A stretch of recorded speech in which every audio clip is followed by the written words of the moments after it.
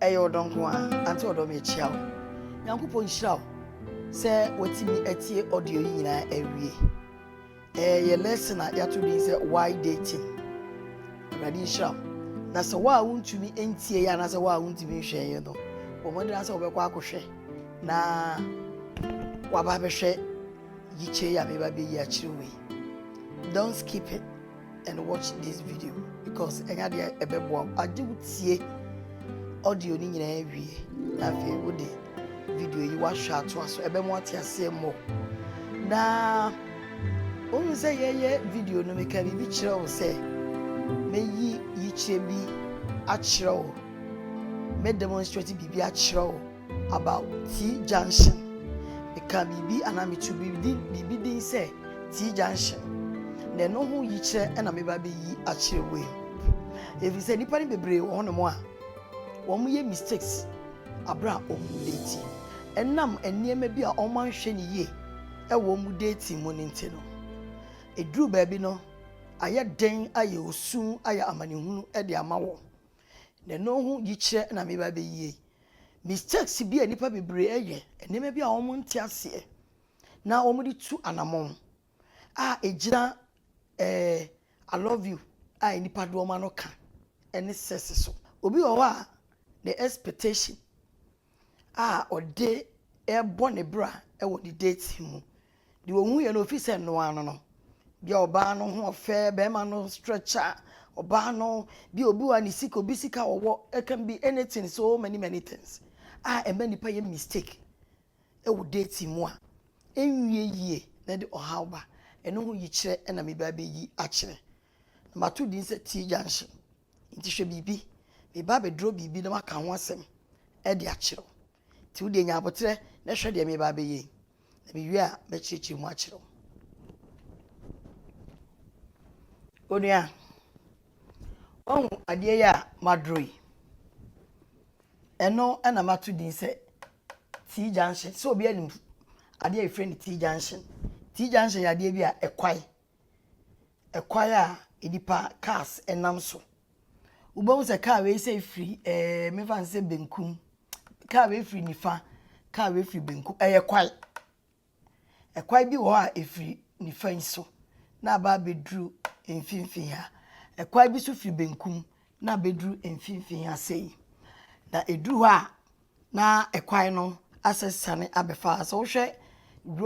road bebrea sa netie tu ubon se bi wo kra na ya tre somebody si ho T junction obi ti ka so mi ko T junction so akofa car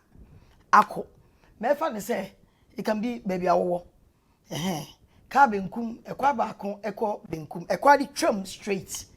ekọ benkum ese twam ti ko difa na ekwa ba akọ da ase eno ne friend T junction said the match won said the match no this is the main road straight and then another lane is right there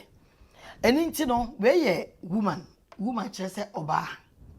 and I wish you a man chese bema inti oba bema ene obayi and a bema ekushia obaya na wako propose to obayi wako shia no hunu baby hunu no waka chense open no propose to her na oba na accept proposal no na omo aba begina T junction so bi wa hanyo bi afie obayi finfie obedru ha bema isu finfie wabedru ha eno mienu omo ayo mo adwin se omo do omo ba bedeti na omo da bewura aware mu enti the moment oba wo be free single lane ya wudi mu na bema so be free ni single lane ya wudi mu no be hia oba e wo T junction yi so no no be so pe na wa pen so no e friend dating bi kra enti dating ase che se ye ba be study ye ho oba ne be hwe bema no said ye ni su ene ne ban ebitie ne yo ene the lifestyle ni su ban etie trust with your mama be man so be hwe oba no said oba ni su ban tie oba so be hwe be man no said ye ni su ban tie ewa aha no enye aware aha no eye se ye be study ho the no ena bebre enti ase no they don't think far, they can't think madness right here and into no be do say no baby say I love you, baby I just so I love you too. Love nya dia started from here. Love ya dia eye nkakra fi na mo be build nti mo be duru ase ni love no kra de wo mu no eye 1% of love kra bi ni so be ma propose to you na accept na what I love you and just order na wo ba so accept no eno nche se udo be ma no afei na love no e be developing na love no e be develop wa ha say no eye suban bi abema na na se oba no be di akire wo no eno na ebe mo aye wadwene se ampa sister yi me ware no aye no ho ade because the suban eye na bema no suban na eye ni nti oba no se ma preso ene bra ko si ye be ware na e ha se na bebredura omonto omo because of bema de ka I love you ni nti oba no fi se aware no ene ha na oba no to ji say I love you too do fi say aware na enie aha aware ketekete ba ko kra ni bibie ni e love bibie ni a e marriage eni nti no bebredu ha I love you too I love you too no the sex epiem wa bible kran kasa bible say so we share no wa na oni je no ho a na mo aware akotena aware mu aha aware mu say no aha and love and sex no ewo but bebre wo mu duru ha na o mastaki na omo agye niema na esese omo ye no omo aware mu no omo ye ni nyina wa ha oba ne de no ho nyina akoma be ma no afei na edie sebio says I love you says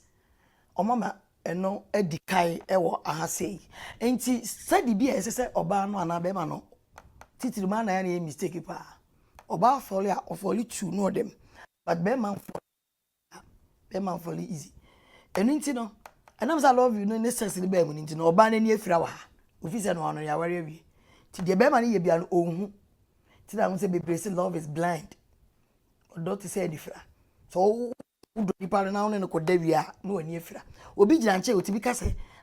gay pa ni boy de gay ana boy di ye gay di enye kra enso so gay na wonte no bu na fofo obi kra ka say hwedi akwai wana bo wo ma oba na ni so nyina adamoja ya bo wa because I'm saying no you are blind unhwe omodo akata ses akata wani eni ti den so ma ses ni bam ses ni bam begin ema unhwe because ema uko dom deep e developing niema bia enu yesa wo ye no na waye nti de wo ye ni nyina wo obi okro wo bu obi o juice ka o ye wo niema basa wo fra na on fa wo be ko ni fie kra na wo pie wo be hu kra be ko obi okro be ko kra na oba foforo no ne ma no ko still not on tekasa because I love you na ya have sex enu no e ya de a etiti ma ne mema ni bebre enam se sa ba mu ni nti bedu ba bi no be ma ne se mintumi ene wo nko ba bi abio enu no ko ba bi anabi oba ne kra se mintumi no enware usuba we mintumi santo do be ma no obeje list e wo me ma me ho aba beje list ya hyehye me na 2-3 years na osu enso so no o se on pay me biem wo jai me na broken heart acho eni nti na mdi ka aka no audio no mu se sa wotasu e wo dating mu a na wonti dating ase so broken heart che wa ha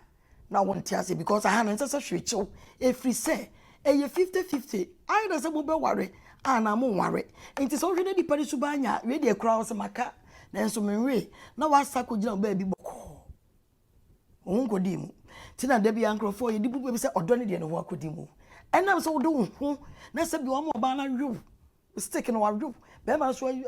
ko jacuzzi mu pussycat no wa ru pudwa ni nti no wo ho akodi enti abra ba ko ejai ba ko ka se wo mpe ba ko no broken heart ache obi wa su but sanka sane mani nyina amemu sesi enema boni bia mo anya boni bi ne mo Mr. D ne keka because study no but the way I hu ne mana kwso ya Mr. D but me hu ne bi anase ko Mr. D but ne me bi a wo ye ne nkoye nti pa entwa so coach so wa hu ne ya utimi sai wuchi e ko baby but so wa hwe ye wa ha na o masses ebemu a obi wo kra na akwa akonyem onyem no so se menje efri se nya ne yire no efri onware efri se ono no woni won san bibia anko hu na ne eja onyankopon se ene no nware medru ase ansa na mo ada mo have sex but wo dem ba ma no wa Odi ama oba no wa. Eni nti no, wonye me no so wonye. Obi won kura so a obewo. Enso onware. Obi wa o se ya beje lesi me na tell for 2-3 years o so wajai me. Yeah. Because nema na yeso ware wa mo be ni nyaro mo aye wa. Nti ede na yenu. Bibia ne wa eyenu bi. Na break up aba. Broken heart ache baako. If it's a mo anto mo bo, mo aye nema ensese mo ye wa. Eya na ye bebre say Bible say no sex before marriage. Any be man nko dance and waware no. Enye se onyankopon ka kire wo say any be man na anase many be man na no waware na be ukọ heaven na odo be kọ heaven no. Enye no eya sase ya so wankasa wo yie die mu. Wankasa wo yie mu. Eni nti so ne be man da. Wa nyenye sere no. Okay. Waja wasi ho. Afi odi broken heart wosu a obi wa wo se won tumi no be ma bia bia mo mpo be bia bia. Obi wa wo se de be ma bi de ye mi nti asai wadwene asai obi bia e be ye hardly amount say ha no. Wo be do ho te say the first na wotie. Enti ha no duru ahwe yie no bi anada. Ansa na wo de ho be ma nipa kro no. Na mo de iti mo ho ahu say mo pem ho bibia ye okay oba no do be ma no so do. Mo atiase wo ko hu na ne ye ja. Na wa warewo. Wachi na tum se ubetimi na trase won kwa na nyine na afi mu aware na mu aware a de aba bewura enie eni titi junction ni nie be ma na afi no asim ena ne eja ni oba be hu na ne eja oba be ye ho ade wa ha ehira so watotototo ho ne ma oba bobo ho kakra toto service ni ade se de bia na me kan be me so wo ne be bi odo beto ni suban ye bibia watu monso agina tum mo ankoda nyinse bi akobo chincha me nware chincha me obi oso wanyema wie no the suban ye enam se woni enti no because wanyem automatic ware mi o be ni sika oba ese mi am o sika mebo because me nyem asori kra ye hu ye ya aha sa na me ni nyina bi akoyo nwade automatic obi oso oba na busu afo se oba na nyem the force ajiso ware no ba be me so hwe be suban ye obey crash ni subanye eniti wo so mposo ba wanyem no mo akoye ne me sese ye eniti ya force no wa ware obu so no ba na force di scam no mo ware ko hu abu ba force tik no mo ba be remu ha wo be remu ha fi na be hu be ma ni suban bo ne na no de say dating ne no one no de be wura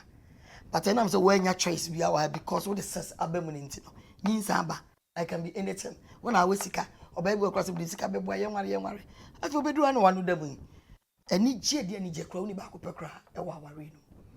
omo amaware bre omo ha obi oso ha no wanya ware bi o ha but ni man ko ye a very hard man papa be man no woni ne ye de obeye wi ntu bedu afi no hu be but o ma na ware wa wi afi no obehu oba ni suban but o ma na ware wa wi ene man ko ye but mo di mirika kukukukuku at the ses any forces aware abidura any je ebinim ento kwanko ready e de ba ko besai afia asa ba ba fru bi poya aba bi gina ha na uduru ha e ma no afro you aware na gu so de na edo so de na nyedo enam so partner na onye good na ubu wani gu so aware ni nti no koye wan hia wodo ade eni nti nkoye wonyi obi amena ntichi no amodo university enti aware no nkoye wo be dia nka wo bro ho asepa but partner na nya effective be me so she be ma odo oba pa oye good but enam say na yiri ni nti affect no aware gu enti agu no de ohun leyin emienu oba leyin ni be ma so leyin amudi sani kikikiki be jina ni afi na mo fro modura be me aba be jina back be ja single lane obey so afra kikikiki dura wasa be be jina single lane adentia wa be di single lane so obey kra mafo be bredi enti wa be jina kira one hwe ni me bi na we mistake di mi ka ko wura ware mu nti no we a friend back to sender back to the root you go back to your root says wasa be jina why square zero ye hwe ni mu bi mu ni kun ya sa koma bon one because be ma no ware answer and maybe you could worry and a crowd wow no anyim wo hawo wa hwe bu ani gu so na the sense nemo ye nyina wa hwe to bedru ha no afi no hu say lord why me ube hu nkufo bebre so lord why me Eradi aden Eradi atwea man asofufu ni oil ni anointing oil all night bia wo ko bi wo bompa ya baba enye adwuma because wo bu ani gu ne bi so ba ko so nya na adwuma po se obehia odade sa de kwa na eko ti wo furu begira no asa be so be single man obegira eni nti wo bu afu man nyina wo wiase wo bu afu e ma anye ba no dwuma odidi me e ma anye nti oba bi good kra na wo na no wabure nchi e ma anye oba bi so gina me ma anye me ade me yes husband ye me aware kra hwe me nware biem me aware me ma e me ma but nya sa dete enye me ma nye me ma wu na de okofa no wan hwe ni ye biara wo fa obi akeke e ta be gina lay mu ase back you sister wasa ye single brace wasa ye single wo kra oba no kra de ya da adwehoma no ama bu abom tu kra me nga se be ma bi no aware na sa aware na gu bi kra na de na wo de do na nya wa but still no ama obom 3 aware na gu why because enema nkoyi se enema nkoyi wa no nya aware awia advice am de ma wan say ye de marriage for de ba na wo do university bo no and sana feel be ko na wie no suade ye na be bo am be fix it kasa chire wo kru na kasa chire wo hire no na mo wo kru ni mo afale bra we need mafale bra anya sa wo jaye e be du ha obesa ko jira ha no so bu akora wo hwe bu nu akoba akwa mienu kuku no sa shobe no be jira odu na de ses ma no office on the mema perpa kiki ni aware no da be jira odu ha mistakes nko a no asafre minti mo are bi aba be jira be be bia aware mienu mi ense jai so on sound to the ball ese se wo correct mistakes entine de make can say mistakes na ye wo dating mo no ende de aware jaye eba enye dating na enya ware na wo koru mu enyo from here but one shit bu ani go so make us say one enye se bia sese no nko a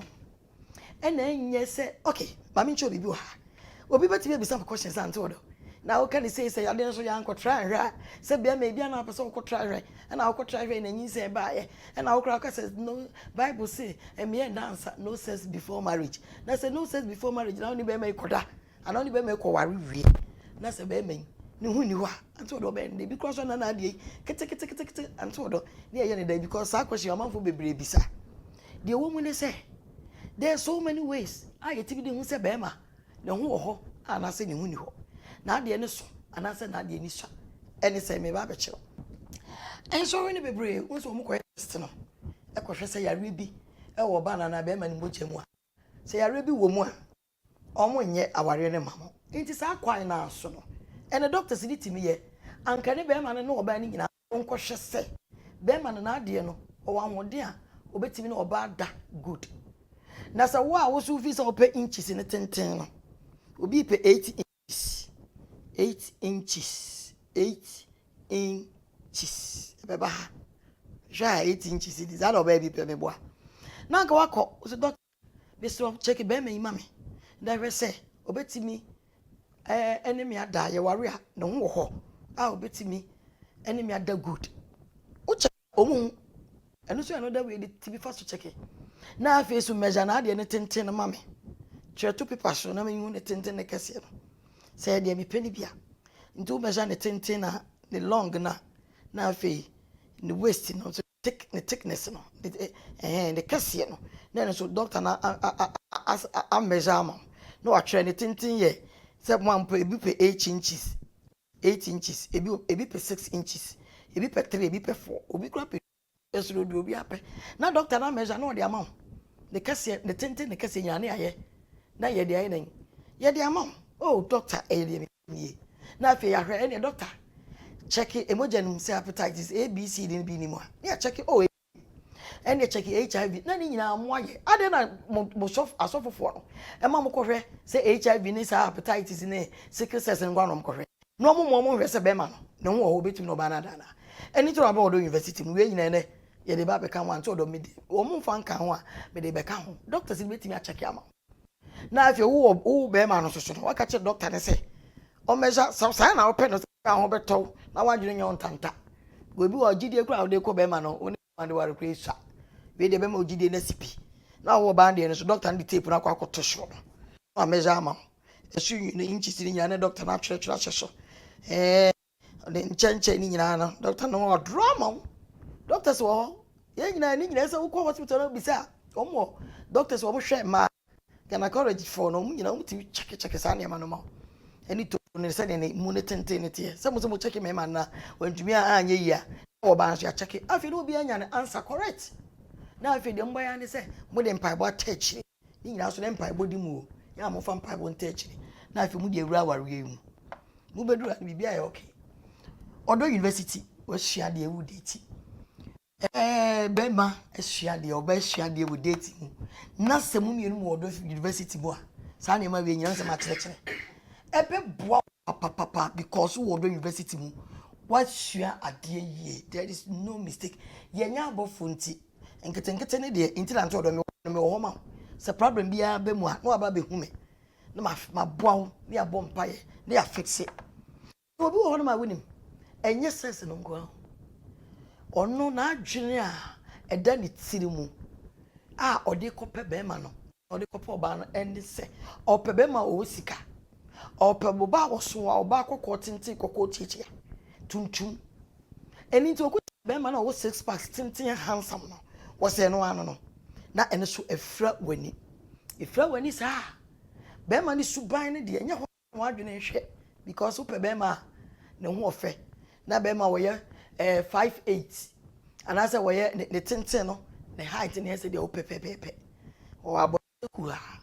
6 packs in handsome or about him say ah be man e be eno ano no obi wasa na o hwehwe ti wonya wie no wan hwehwe be man super obi so po ba akokọ tintin o Coca-Cola shape de nanim obi ne na chiwo bie na wo so wa tuntum na na eno so na be ma bi di ase na dwum ti ohun ge ah chicken nice na fi okwo na ra wo kunu da bi o mewaro okay ne be so mewaro so hu fe pa uni kunu da bi uni yiri da bi o propose wa accept o ma be dating so tension yi so and am say de wo hwehwe no no hu ye ni nti na kata na ni na wo de no ho ama sinie kissing I love you after date 6 months no mu date ko na wo do process after aware mu do enko bare o si da bi mpe yen twaso na okra yen twaso na okra ha dwene because afei na wo betete no wache wagya broken heart yeah eno nche say dating and as a member na enyo wan hwe ne me ujeja ho ntem dodo and obi wa kitikiti na wa betom aware no as obi do an suban body de mpesa me kire ni say dating ya de a eye 50-50 so yo ba na so ye be ma na wutie mi ende de ya fashion wadwum say dating ye 50-50 ebetimi abase ebe worry ebetimi abase ye be break it up me come baby me ne woka be me so be ne baby ono so ne woka obi enko westi ni bibia wom broken heart nche boda so ti date ase a na se sans ma me ke steady nipa no ni su ne ba ni ene hia ma ne ntia se bra wo so pami se efi na ko yo ba na so ye be ma na ko hia o baby a na so ka so po bisa ne se wo pe de ye ko daji ye ni because ma me ncho ebi mo afa sense say egay emfa ware en chewtimi say because of bema no eno wadenti no obeware and I say because of say e bema na jusika binti na oba na jusika binti no e ya ware force bibia tbc from today going fashion wadwum say wo date obi a e 50-50 ebetimi abase mo be ware ebetimi abase mo be break every say afi na akohwe oba na say bema no ni suban na akohwe suban ni wie ye no enye entibra me hwe wie no enye mahunye me bi won ho mintumi nti ye ntwa so sister mahunye me bi won ho mintumi nti ye ntwa so enam se motim ho asese dating enya aware na dating enye sesi nti no break up be no ene thank you wo me a unua ba na aba time brother be ba na no mbe date na enko yi a omugya wa enhaw because what yase dating nya ware ti mu amu dating na wusu na broki atache wache na de bia makoma nto do me da me na na de ode ye me pa na ode me ase obe ware me no wan ware me no that's not that enye sanete dating nya me da wa na man ware o dating ye minu mienu se ye yi a na ye ware eni nti fa sa adwun ni hye adwun yo bo a wo ye be mo ti na me ka to sansa na video yi wo be hwe awie no be ti ne me biase a wo se kakra makan what yase ba emme bibia ma wonye bland e wo dating ho ses ebetima mo ye bland wadwuna ode kope nipa no Say ne structure na opesika ntia obi okohu sika ni o se wo sika nti me ware no won hwe de so boko ware wi na ni nche na ware na gu enkohwe obi sika kohwe obi bibi na emum no fashion wadwene mu se ye study ho eye ye an ye ware anye ya betiase won se maka bebre so utie audio na mekeka nsem we nyina wom obi wo kra so a ne namfofo e ware nti e na ono so person no so ware bi obi wo so abisuafo e ma ne pressure obi so excuse me obi so ho no mo a environment no wo no niam nipa ka influence just ye influence na wo nyina na ye na ware o ne namfofo nyina ware asori omukọ obi eye wedding ti ne ma me bukura ma me tuka nche wonyi ne ware no mu push mu sa eni nti no wunya be ma o ka so ope na kikikiki buduru ha no wo hwe bibia because with your determination with determination say o person ware what determine what expectation na na ware determination na na ware ti buduru ana da be ne be ware be ma class with this car be say me de me tua half ususu tua half me meboa my savings kakra hwe nipa no suban emma bibi mpushi wo because o ma de kro pushi wo na fofo nyina ware ti o ware bi wo ma me na esie se ware ti asori krofo ye wedding obi okra so a wo age umfie na wodi no e pushi wo de wakowura aware ensese wo kowura eni to duru ase the dating wo duru dating no nti no wo date no ye kan say wo yes wo age no eni nti no de be ma ne ye nyina anye de oba ne ye nyina anye ensoso na say wo age no office wo nyina nti no na de kukukuku no ate ahwem kum e wa ha bisa ho say de nti the divorce e ba ya na so obi tia ware na say owu obi okra so a onya ware obetena ho a wo ja ya be ka say wo ntumi aware nti ote ho kuno kakra kakra aware no kuno say kill me softly aware no kele obi little soft killing kunwa ha enkrofo ano o maame ano na fofo ano asori obi nti na wo sa be gina enye the same position na but nka wo to bo assisted in here ma me ne papa sister brothers and sisters anka ebe so we are single na mo ware na wo date na nya ware a ma ne how so what date na anya ye no sa go single e ma na is better than so could divorce so wo date no one fa ses anka ho na se be ma no kura ka cho se onpeunti because one man no one nenti ko be bia that is the good way because obwa so kukukudu ko rawa mu ansa obeja because he's not ready for you obi wa wase anto na me ma no mba na no ma na no ma ja ni nyina ya de ka ho no date na the ses de ka ho na be ma no obeja so wo date no afa ses na ka be ma wa ready pa to do okuta suban po person no tra onkwa na nyina mu no so o ka say o mi study ho kakra and also because bra study me woni me afi na ehia you say I love you you say you love me but you don't know me why you say you love me e say so timi hu me more as I can love you naturally and then what can mate so but still no e say study ho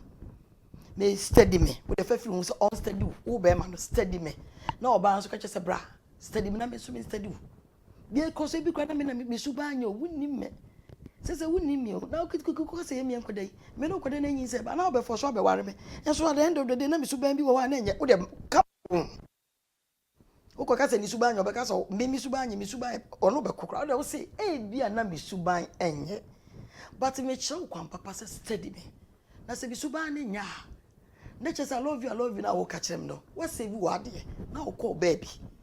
me so me nje na wo so wa de ko me so me nka bi nchiro na me so ba save me de ana say bia na wo so niam bi wo kra na wo ye wo fi say ye bia me ntumi ne bi oba bi to but me hwe na me ntumi a na mo hu say me ntumi na fe ye ko ye fan ko wura ware man sane akojai inti study there very important e wo dating you have to the key to successful marriage is those who study themselves well omo study themselves good no ti wo mo wase hu sampa se de bra yiti mepe me hu ni nyina obi wo so ana enye so se me ware wo kwa obesa wo kope obesa fra be gina se bia 2-3 years no ko ware ko we sit na ye ka ware ma so into the key to be successful marriage to study the person because you on you dating no more steady no and a be more nipa kro so onye na so catch you say on pel nti wakwa say thank you so onye na mpa catch no na ko so wo so catch you say bia wonye bibi nti kwa na so wo fa sese no ne akoma no ne I love you no go di achire mfa wadwen ko to so ko fie ko jina baby you didn't lose nothing wo ma bo bu okra na anyemo be ma na anye obu so ese woni na anye teacher force awari begu anasa fa okonko hye enkonuase nipa ne nyenso anyemo ni ese wari no force obu no akoya abortion wase we yefunu ti sa ne mani nyina ye mistake so from today going you say dating is 50-50 dating is steady, it's not marriage. Understand dating na wasum ebejo nyankopon hira kakra makan se utia ubenya bebre afrimu maka kakra bi na se utia sister bra ubenya bebre afrimu so ukohia oba ana se be me bia mati junction no ai na ma chire we enie ti junction enie kai na ma image na emra uti se anto do ti junction bi na bedru hwe me hu kwa me fa so ni be ma ne tu ana ma enema bi asese me steady na me hu ansa na mama me hu kwan amana ware du ti junction yi so mfinfin ha na se be ma ni suban bi ankoye yie ana se me suban bi ankoye yie na ye mi no ya ante ware na ye break up me ma broken heart nchime fisa matis dating ase from today going into ti junction no na ase chire enema bebre ho a ye besua say awarefo de twaso I hope say wetie awarefo de ananas enti obia mfa ni nua bi wona afofo nyina mo yesangafo mo bra no mesua de odo university mfisa afi we ko na wie ye no ye benya mfa so bebre afi odo university mo onyankopon hira bebre eyodonko I love you eyodonko bi di anti odo welcome to Odansem in minutes empempi no eya na oba bi ni be ma bi hia se omo pese omo ware a ene oba hu se wedding na abeba ni nti no asofofo no no mo makwa akoye blood test si engotwe di pakro mo jamu se yare bi enimu a eba be ha me awarefo no a yare bi firi oba na na se be ma no ho a wo de koka ni partner no a ampa omo koye so koye na so mo yare bi wo mu a bibi ti se HIV ene yare boni abeba bibai sickle cells yi nyina no wo mu mpre e mo nya aware ne mebo a wo be wane se na emare yesi amamta mo nkodwene ho problem wo ho na emom no se obi ba be ware na obai subanye na be ma subanya eno de ye nwene ho nka ncho mo se o mo koyo mo subanye wo be hu obai tumi se be man ekuta subambo ne pa be be tumi se obai attitude disrespect pa but obu na nigu se okwa akware sa obana na sa be ma no be sebi o we alcoholic our num sabebre